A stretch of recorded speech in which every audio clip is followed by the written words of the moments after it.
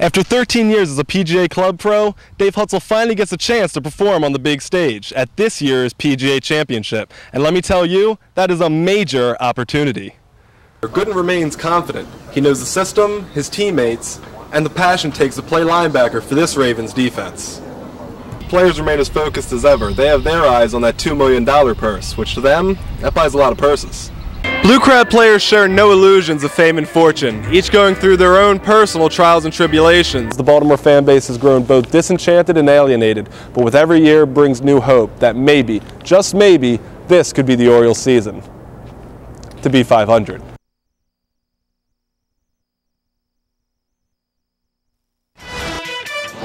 Now, 11 Sports. The Ravens offer a real game feel at a training camp price today, opening the doors of M&T Bank Stadium to the public free of charge. Some bad news, though, for the Ravens. Wide receiver Derek Mason and cornerback Chris Carr both left practice suffering hamstring injuries, neither of which, though, seems too serious. Among those able bodies, Coach John Harbaugh getting into the action with a catch off the deflection. Can you say hands, team? Terrence Cody, he's perfecting the bull rush right there, running over Brian Madison, who didn't have a great day of practice. And thus, Art Jones wants a piece too. Swimming over the backup guard, Michael Orr vying for the left tackle spot this year. He's helping his chances there, stuffing starting linebacker Jarrett Johnson. Joe Flacco, he looks good, zipping a pass to the often invisible Demetrius Williams. Bazooka Joe also hitting new #1 wideout Anquan Bolden, among the many Ravens signing autographs after the practice.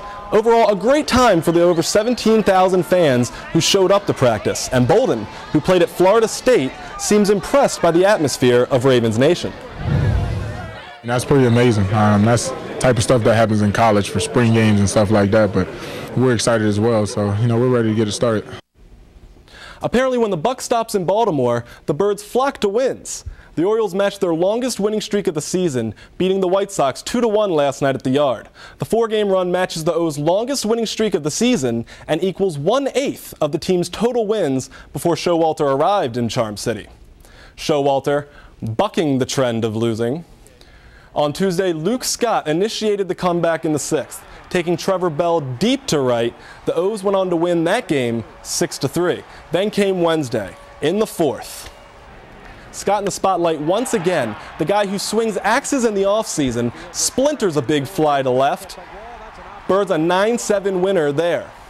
The O's working on suspense Thursday as Cesar Torres wins the game in walk-off fashion. Caesar salad with the shot to center, scoring Julio Lugo for the 2-1 win.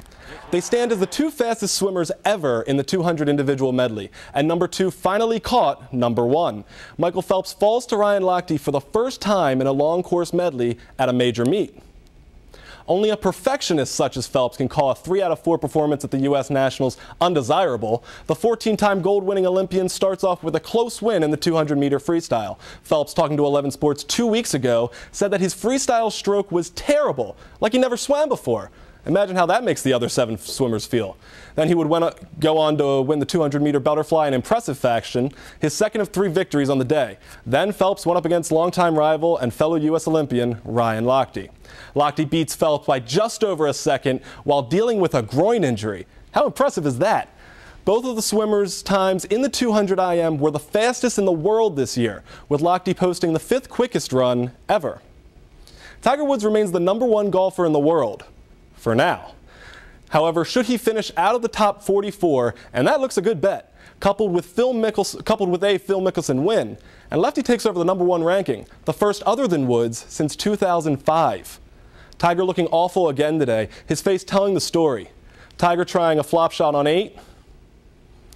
That stays just short of the green. He stands at 11 over for the tourney, working on his worst score through 54 holes since turning pro.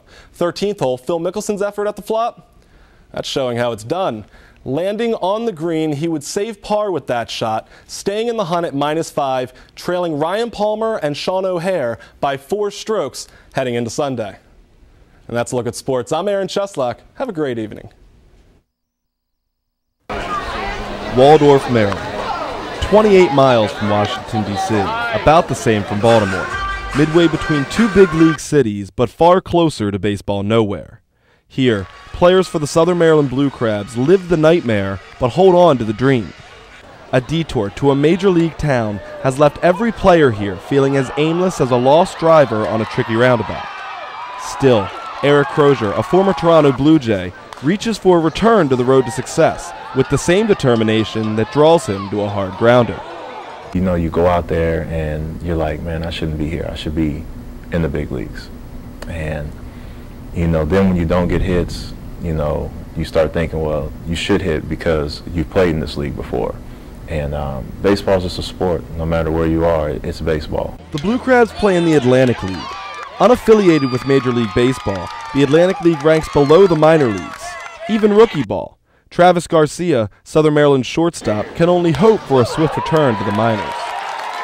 I like to think everybody in this league has the talent, you know, that they portray in the big leagues. I think a lot of us, the inconsistency is the reason why we're here.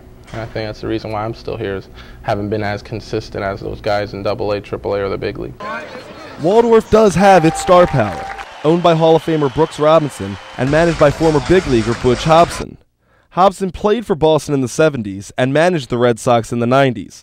Then a firing, a drug charge, and an unofficial exile from the majors landed him in Waldorf, Maryland. I'm still in the game, you know. The down times and what we go through as individuals, we just pass those on to the young people. My players know about everything that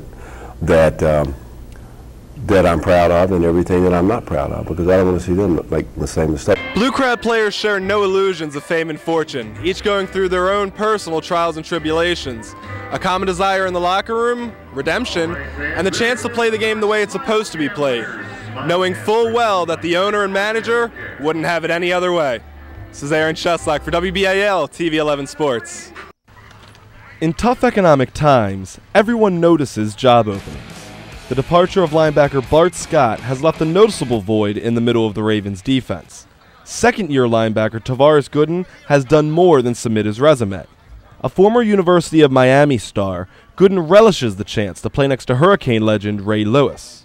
Well, I knew on draft day, being the Ravens' first defensive player today, I knew it was the expectation. And coming from Miami, I know that's a lot of expectation from home also. So I kind of put it on myself, and just glad to have Ray there with me. Gooden showed flashes of talent last year before a hip injury put him on injured reserve. In the Ravens' first 3 off-season camps, Gooden continues to run with the first-team defense. Gooden has gained weight, improved his speed and concentration since last season, enough to turn heads and make onlookers notice number 56 in the middle of the defense. Among those with rave reviews of the second-year linebacker, defensive coordinator Greg Madison. Really excited about him, and he's just picked up right where he left off last year and maybe then some. And he's paid attention, and I think there's something that really intrigues him and is he's excited about is he's playing next to his idol probably. He's playing next to Ray, and here's 2 guys from the U that he's not going to let Ray down, and it's a pretty neat thing. With enormous shoes to fill left by his predecessor, Gooden remains confident. He knows the system, his teammates, and the passion it takes to play linebacker for this Ravens defense. Gooden will need all of those attributes for his next challenge. In July, the hitting begins, and coaches start handing out jobs, not compliments. This is Aaron Cheslock for WBAL TV 11 Sports.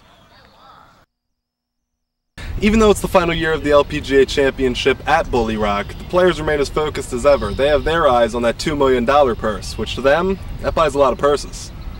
As Bully Rock's run as the home of the tournament comes to an end, attention turns to finding a new sponsor and a new home course. Julie Inkster, a Hall of Famer and 2-time winner of the event, stands among the favorites to win this year, in a field with all 10 of this season's top money winners. Well, I gotta get the putter rolling a little bit. You're gonna have to definitely hit the fairways and get the ball on the greens in the right proper spots. But it's playing long, and I don't think it's gonna dry up much because I think we're gonna get some rain. So you just gotta keep the ball in the fairway, get it on the green, and take some shots. The reigning Rookie of the Year, Yanni Sang hopes to channel memories that lead to a successful title defense.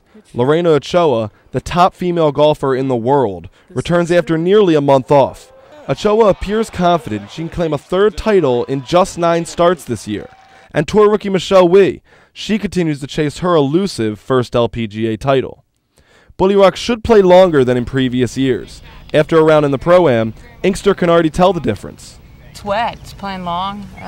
The rough's up. They've lengthened a couple holes out here, so it's going to be challenging. The rain that has soaked Maryland lately will factor into the outcome of this week's tournament. And if more rain falls over the weekend, Bully Rock could present a last, unscheduled challenge as the host of the LPGA Championship. This is Aaron Cheslock for WBAL TV 11 Sports.